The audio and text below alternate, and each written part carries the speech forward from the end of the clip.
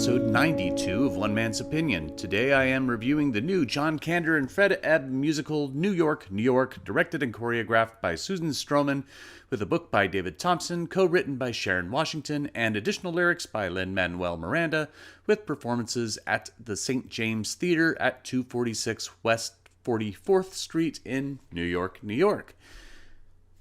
I was pretty excited to see the Martin Scorsese film New York, New York adapted into a musical. I've been a longtime fan of John Kander and the late Fred Ebb. Chicago was the first Broadway musical I ever saw, back when Bebe Neuwirth and Karen Ziemba were into production. And this production has 21 songs in it. At least 13 of them are previously written songs repurposed for the musical, with classics like Marry Me from The Rink and A Quiet Thing from Floor of the Red Menace getting a second life here. And I don't mind having these standards resurrected, because they more or less fit into the book without any problems being moved. But alas, New York, New York is a muddled mess of a book. It's not that it's incomprehensible, as some people have told me. I find it actually pretty easy to follow. There's just a lot to follow. It's post-World War II, and we have Jimmy Doyle, played by Colton Ryan, an alcoholic jazz musician with many talents, who attempts to help Francine Evans, played by Anna Uzel, find success as a singer. Jimmy's alcoholism, along with his untreated grief over the loss of his brother during the war, doesn't help matters, as every opportunity he gets goes belly up, as he ends up ruining his own chances at success. Francine finds success as music producer Gordon Kendrick, played by Ben Davis, hears her sing and gives her a chance to become a star. Francine and Jimmy fall in love, and Francine's success ends up challenging their relationship, as Jimmy's jealousy, particularly in regard to Gordon making time for her, causes increased tension between them.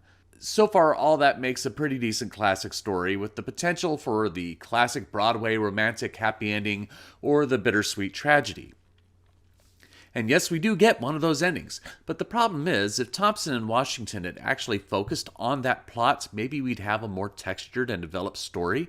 Instead, we've got Jesse Webb, a trumpet player played by John Clay III, percussionist Mateo Diaz, played by Angel Sigala, and Alex Mann, a violinist played by Oliver Prose, who all have their own side plots to some degree that end up taking up significant amounts of time in this musical that isn't needed.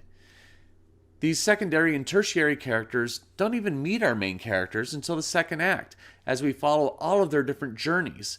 If we only focused on one of them, maybe Mateo's, which is the strongest and uses the space to develop Francine and Jimmy's relationship, the journey of the musical would have been far more fulfilling.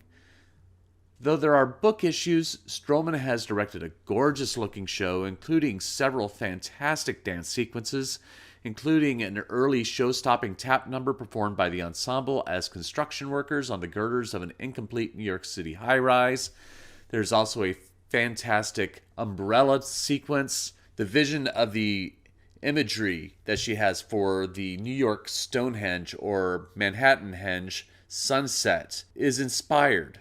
It's a real thing. If you aren't familiar with it, look it up. It's pretty awesome.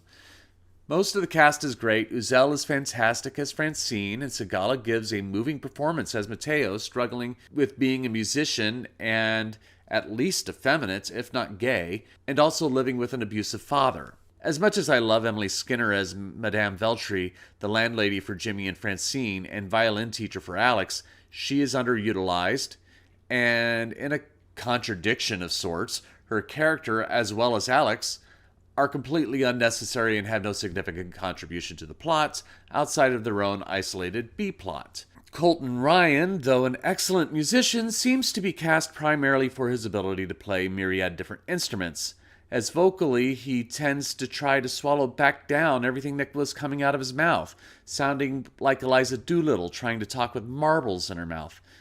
His acting I don't blame as much on him as I do the book, as Jimmy is a confusing character and the relationship between him and Francine is an incomprehensible mess, as we don't understand why Francine stays with this raging alcoholic who has no ability to contribute to the relationship.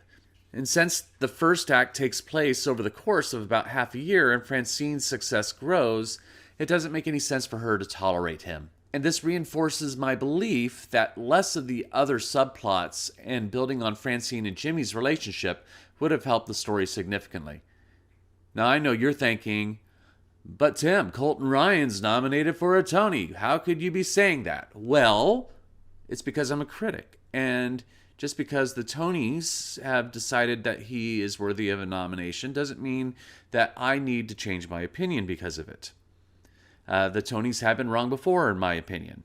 Though New York, New York has some great songs, is created with gorgeous vision by Stroman, has some excellent dance numbers and good performances by most of the cast, the book leaves the musical a bloated, overwhelming piece that needed a lot more focus to make me care about the relationship between the two lead characters. But I am only one man's opinion, so be sure to leave yours in the comments below. If you'd like to see New York, New York, I'll leave a link in the description. You can support my channel by becoming a patron over on my Patreon page. Any donation would do, and it will help in keeping this channel going. You can also support my channel by liking, sharing, and subscribing, and click the notification bell to be alerted to future reviews. My next review will be TheaterWorks Hartford's production of The Rembrandt. Thank you for watching, and I will see you at the theater.